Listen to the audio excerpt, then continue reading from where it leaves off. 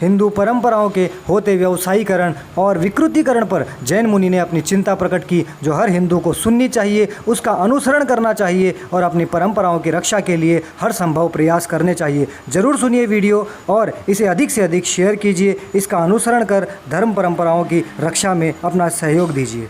मैं सोचता हूं, जब से हिंदू परंपरा या हिंदू धर्माचार्य सो गए हैं, हिंदू समाज सो गया है, तब से गणपति के अनुष्ठानों को लेकर या विशेष करके नवरात्रि को लेकर बहुत बड़ी गलतियां आकार ले रही है।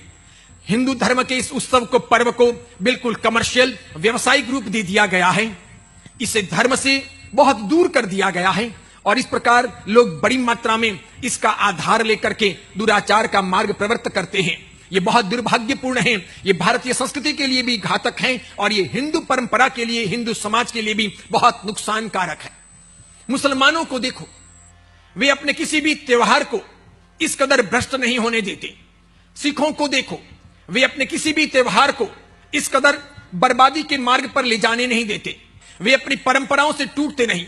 लेकिन ये सहिष्णु हिंदू समाज उदारता के आधार पर ज्यों-ज्यों इसका नेतृत्व कमजोर होता गया, ये बिखरता चला गया और नए अवसरवादी लोग इस समाज के अंदर हावी होते गए।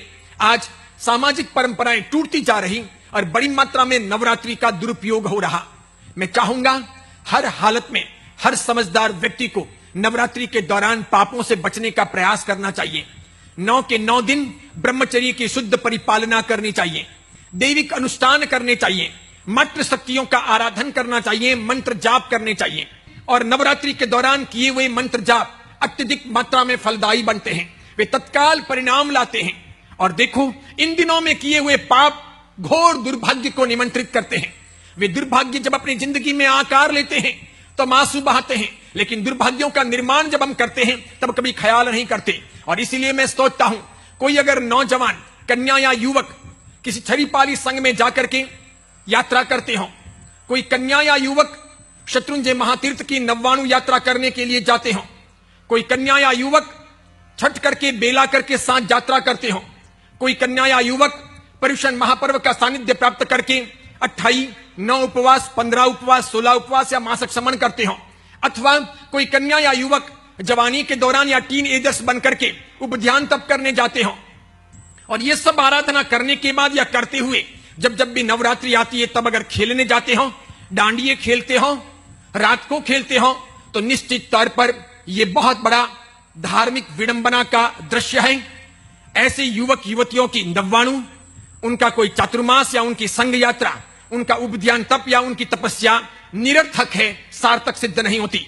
यह निपट नाटक है, यह मिथ्यात्व का पोषण है। नवरात्रि को खेलना, नवरात्रि में डांडिये खेलना, दुराचार के मार्ग पर जाना, विजातीय रिश्ते बनाया या विजातियों के साथ में खेलना, यह सम्यक दर्शन नहीं, सम्यक दृष्टि व्यक्ति का यह लक्षण नहीं। और इसीलिए कोशिश करनी चाहिए कि धर्म आराधन करने के पहले, नव्वाणु या छठ करके साथ यात्रा, उपध्यान तप या संघ यात्रा करने के पहले सबसे पहले हर इंसान को नवरात्रि के डांडियों को रोकना चाहिए, मन से शुद्ध और नैतिक बनने का प्रयास करना चाहिए, सदाचार की परंपरा आगे बढ़ानी चाहिए। और देखो, दुराचार का मार्ग, नवरात्रि के दौरान किए हुए अपराधों का कार्य बहुत घनघोर, खूब बड़ी मात्रा में विकट परिस्थितियां ला सकता है और गहरे दुर्भाग्य को निमंत्रित कर सकता है।